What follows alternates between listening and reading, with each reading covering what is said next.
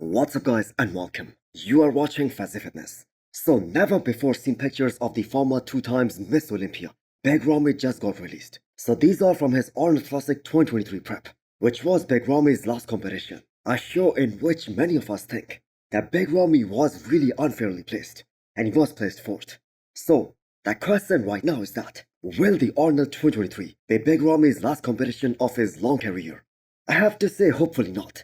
As fans of his physique, he likes to think that he still has some gas left in his tank. One last show, maybe the Arnold 2025, or maybe Dubai Pro. So the more we look at Big Ramy's last show, and the look that he presented at that show, the more we realize how improved he looked, compared to the Olympia 2022, where Big Ramy lost that Olympia title.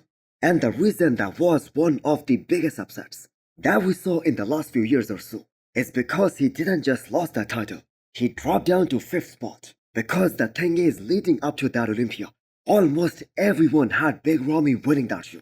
And those predictions were based on the pictures and the videos that were being posted before the show. But even in these pictures, it is pretty clear that how the atrophy in his triceps, they heavily affected his overall look. The waist on Big Ramy wasn't the same as it was in the past. I mean, you look back at his physique.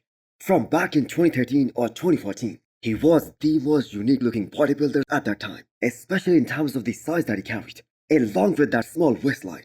And it is kinda too bad that it took him 7 long years to finally come in a condition that allowed him to win his first Sandow. So what do you guys think? Will Big Ramy come back? Will he do one last show before he hangs up those posing trunks for good? Next up, we have a 4 days out physique update from Jon De LaRosa, one of those guys who has the least hype going into this year's Miss Olympia, as this will be his first Miss Olympia after almost 5 years. So this is Jon in the morning, going through his final low carbs day. And I have to say, if that is him on flat mode, cannot wait to see him all filled up. Basically, he is gonna change drastically. So did anyone else also notice how big his quads are looking in this update? So Jon secured his Olympia qualification by winning in Tampa Pro, where he beat a guy like Moh Foda. But I think he looked better at this year's Arnold Classic, especially the look that he brought at this year's Arnold Ohio in Columbus, more specifically the look that he brought at the prejudging of that show, where he also got a chance to stand next to Hadi Choopan, and he compared extremely well. So for him to continue to get better at such a late stage of his professional career, it is so admirable. And we have to keep in mind, the man has been competing as a pro for more than a decade now. So Jon is another guy who is 40 years old, another man who is entering this year's Miss Olympia with the aim to crack top 10. So Jon is gonna be pretty damn good from the side as well as from the back. He just loses a lot of ground in those front shots, the front double biceps and the front lat spread. So Jon has been really consistent with all of his peaks since 2023, but this is the one that really counts, as he is returning to that big stage, first time since 2019. So this is gonna be one of the best pictures that you guys are gonna see today, as we are so close to this year's Olympia. Wesley and Ramon together, under one roof, doing one of their last workouts, before it's time to battle it out on the biggest bodybuilding stage. So with the amount of passion that Ramondino, and not to mention his fans, his Brazilian fans, they bring to the stage, I think this is gonna be a war. And Ramon is also one of those guys who has waited for this moment to redeem himself for the last 6 months or so. So this will also be a real test of Wesley's potential as well.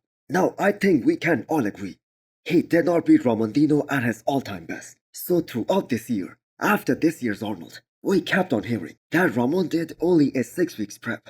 He was less than 90% at this year's Arnold Ohio. And even with that, it wasn't a landslide victory for Wesley, because he won that show by just 1 point. So soon we are gonna really find out whether Wesley is good enough to take down the second best guy in the world, Ramondino, who at the moment seems to be looking at his all-time best, the biggest and the leanest he has ever looked. So there is another factor. Sooner or later, we know Chris Bumstead is leaving. He is gonna retire. And maybe it's gonna be this year, maybe next year.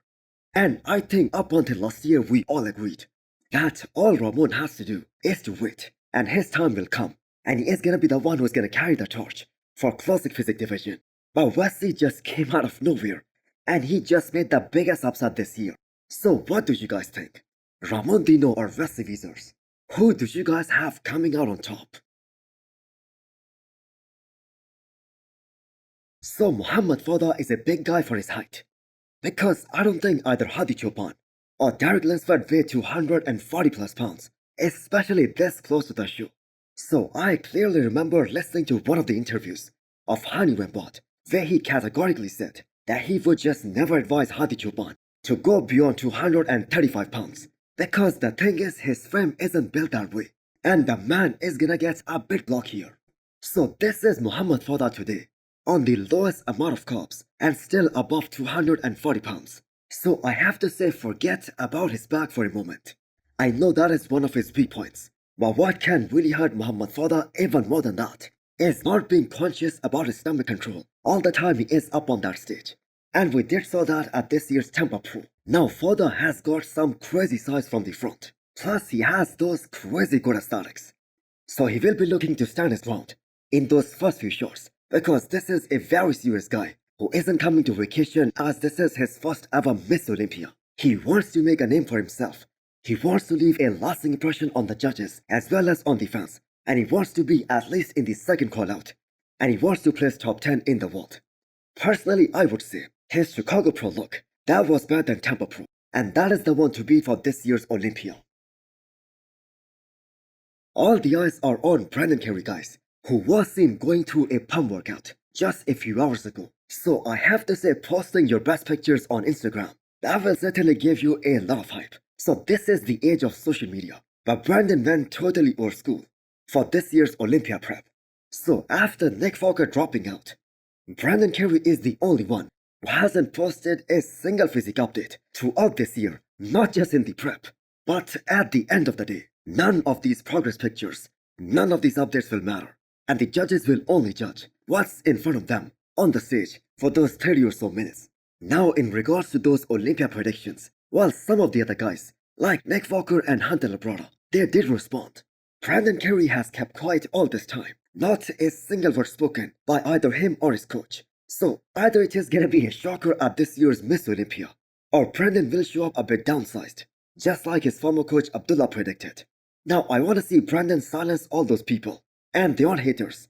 Their opinion is simply based on the fact that Brandon's legs aren't gonna get any better at this stage of his career, and the young guys are gonna catch up, and some of them have already caught up. So I have to say, if Brandon Carey shows up anything like his 2019, 2020, 2021, and 2022 version, he is gonna be top 6 no matter what.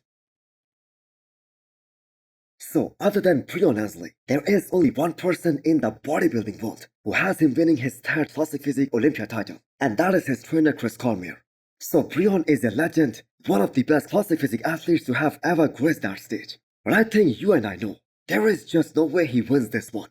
I would go as far as saying this: if he places in the top 4 this year, which is the same as last year, that itself is gonna be a shocker for many, because Orskleshimsky has been beating him since the Arnold 2022, all the way till this year's Arnold UK, where Breon finally beat him after 2 years. But these two guys, they are really close. So Breon looks absolutely ripped to the bone. But the thing is, that is expected from him. I mean, we have never seen him coming off. His back double biceps is absolutely mind-blowing. I would say this is one of the most detailed back in the entire Pro League right now. But if we take a look at his lower half, I think we can all agree, a lot of these top guys, they are gonna expose him in that area. So never once in his 9 years Olympia career, Breon has placed outside of that top 4. So where did you guys have him this year? So hit the thumbs up button if you liked the video, and smash the subscribe button if you wanna come back for more. Thanks for watching.